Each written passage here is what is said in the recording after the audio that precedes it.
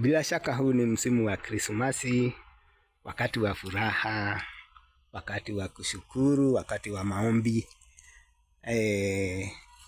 wakati wa watu kukusanyika pamoja. Lakini nataka kukupatia hadithi moja ya kijana mmoja ambaye msimu kama huu yeye alijikuta, hata kama ni kijana wa bidii, alijikuta hana pesa, alijikuta hawezi kusherehekea, hawezi hata kufurahisha watu wa jamii yake ama marafiki, kwa sababu kazi, kulikuwa na changamoto ya kazi.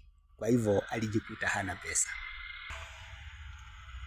Siku ya tarehe 25 alikaa kama ametulia, kama mwenye mawazo mengi, na kama mtu ambaye ako na mashida mengi sana. Lakini sasa kile watu hawakuelewa ni ya kwamba hata kama alikuwa anajuta kutokuwa na pesa, kuna mambo ama mikakati ambayo alikuwa anapanga katika mawazo yake.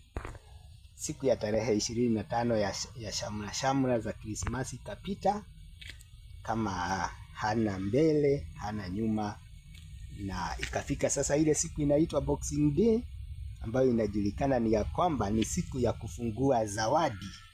Yeye hakuwa na zawadi ya kupeana na hakukuwa na mtu wa kumpatia zawadi. Siku ya Krismasi, siku ya maombi, siku ya kusherehekea ilikuwa imeisha. Sasa ikawa ni siku ya kufungua zawadi.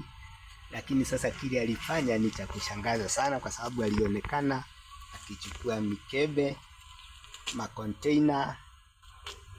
Yeye hakuwa na zile box za zawadi. Akachukua makonteina, akaanza kuyakata. Kumbe kuna mambo alikuwa akipanga. Alikuwa ameamua ya kwamba ile hali ya kuwa na shida haitamaliza, haitamwangusha. Atafanya mikakati, atafanya mbinu. Kwa hivyo ile mikebe akaanza kutafuta mbolea, akaweka mchanga. Tarehe 26 sasa zile zikawa sasa ni kama zile zawadi zile watu wanafungua. Yeye ni mikebe alikuwa anafungua akiweka mchanga.